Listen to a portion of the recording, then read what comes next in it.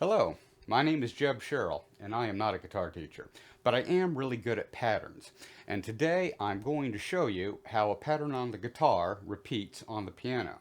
If you play both piano and guitar, this will probably be really interesting to you. If you don't play piano, it's probably still pretty interesting because it's going to show you part of how the guitar is actually laid out. So, come in a little closer.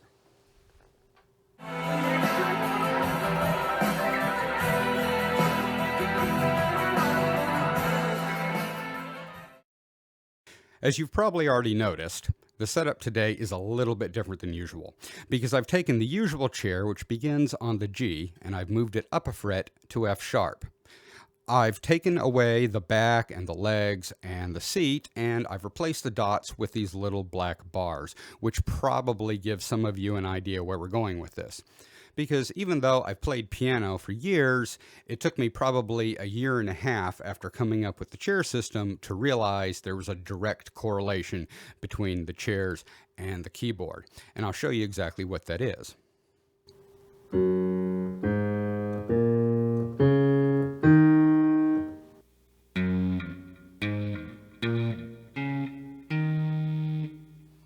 Yes, the intervals of the chair are exactly the same as the black keys on a piano. Would that work for both major and minor? Absolutely. If you went to this note, the last note of the chair, well, that note is actually this note right here. So, does that mean that the black keys are a pentatonic scale? Well, yes, actually it does. But what's cool about that is that we use the black keys in piano to kind of know where we are on the keyboard.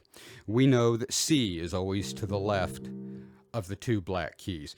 And we know all our different chord shapes, usually sort of using the black keys as a guide. So, can we use that on guitar? Yes, you absolutely can, because all the correlations are going to be exactly the same. For instance, in some of the previous videos, I've talked about how there's always a note above and below the back of a chair. The major seventh and the major fourth. Is that going to be the same on piano? It is.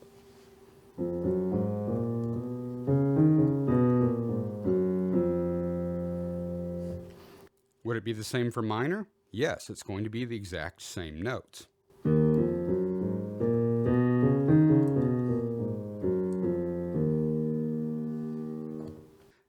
Now, the cool thing about this is because we're on guitar, everything is completely stretched out. There's no difference between the sharps and flats on a guitar. They're not separated like they are in a keyboard. That means that you can take these black keys and slide them up and down the fretboard anywhere you want and automatically know the notes around them just like you would on a keyboard, except of course it's on guitar.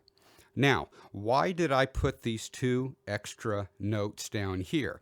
Well, this is really just to show you a little bit, sort of illustrate how the guitar works as opposed to the piano.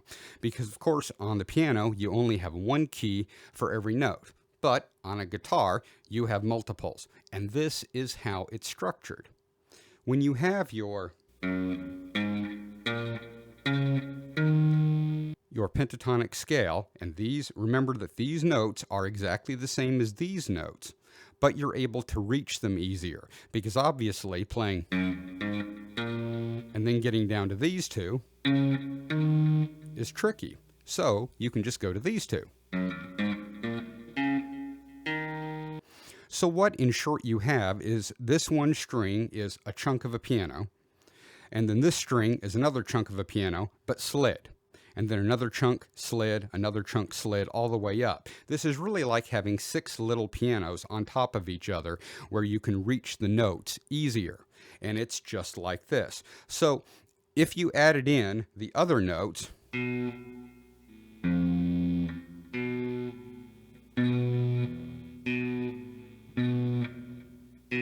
you can start seeing where these notes start collapsing, or rather the structures start collapsing, and it gives you an idea of exactly how the guitar is structured very much like the piano, but just kind of in multiples, in a more three-dimensional way. Hopefully it's obvious that the notes aren't going to be the same as you move the chairs up and down the fretboard.